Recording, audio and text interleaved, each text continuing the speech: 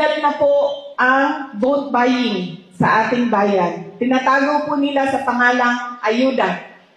Tinatago nila sa pangalang AKAP-AX tupad ang kanilang pagbibili ng boto ng mga mamamayan.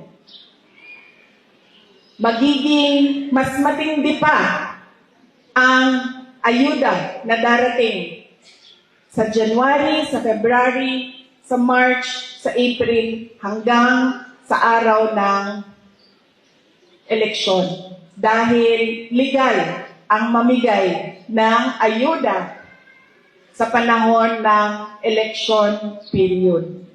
Dahil ipapa-exempt yan ng mga politiko. Sasabihin nila, ay naku, hindi pwedeng bawal ang pamimigay ng ayuda kasi kailangan yan ng mga tao.